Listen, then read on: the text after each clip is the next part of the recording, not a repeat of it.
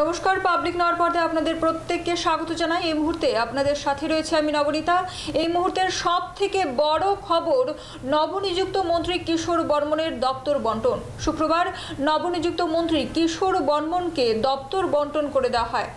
৩ জুলাই শপথ গ্রহণ করেছিলেন কিশোর বর্মন, কিন্তু শপথের প্রায় 9 দিন পর আজ অবশেষে ওনার দপ্তর বন্টন করা হলো। নতুন দপ্তর পাওয়া মন্ত্রী কিশোর বর্মনের অধীনে থাকছে উচ্চশিক্ষা, পঞ্চায়েত এবং রাজনৈতিক সাধারণ প্রশাসন। আবারও জানিয়ে রাখছি, শুক্রবার নবনিযুক্ত মন্ত্রী কিশোর বর্মনকে দপ্তর বন্টন করে দেওয়া হয়। পঞ্চায়েত, উচ্চশিক্ষা ও রাজনৈতিক সাধারণ প্রশাসন, এই 3টি দপ্তর পেলেন নবনিযুক্ত মন্ত্রী কিশোর বর্মন। আরও একবার জানিয়ে রাখছি, 3টি দপ্তরের দায়িত্ব পেলেন নবনিযুক্ত মন্ত্রী কিশোর বর্মন।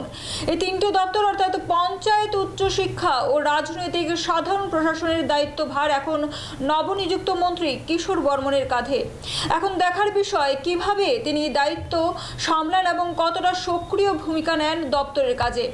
আরও একবার জানিয়ে রাখছি, আজ শুক্রবার নবনিযুক্ত মন্ত্রী কিশোর বর্মনকে দপ্তর বন্টন করে দেওয়া হয়। ওনার অধীনে থাকছে উচ্চশিক্ষা, পঞ্চায়েত এবং রাজনৈতিক সাধারণ প্রশাসন।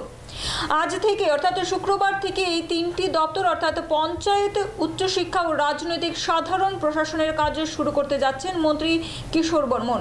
শুক্রবার নবনিযুক্ত মন্ত্রী কিশোর বর্মন এই 3টি দপ্তরের দায়িত্ব হাতে পান। এই 3টি দপ্তরের কাজের পথে পথ চলা শুরু নবনিযুক্ত মন্ত্রী কিশোর বর্মনের। 3 জুলাই শপথ গ্রহণ করার পর প্রায় 9 দিন পর মন্ত্রী কিশোর বর্মনকে দপ্তর বন্টন করে দেওয়া হয়। উচ্চশিক্ষা, পঞ্চায়েত এবং রাজনৈতিক সাধারণ প্রশাসনের দায়িত্বে থাকছেন নবনিযুক্ত মন্ত্রী কিশোর বর্মন।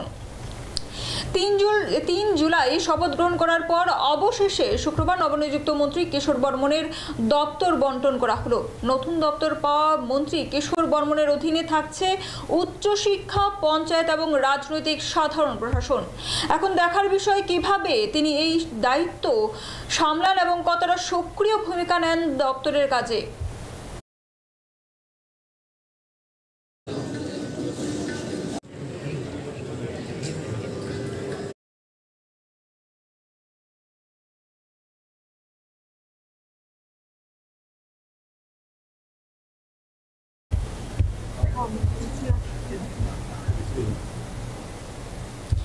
নিয়ে নিচ্ছে একটি ছোট্ট বিরতি, ততক্ষণ পর্যন্ত সঙ্গে থাকুন।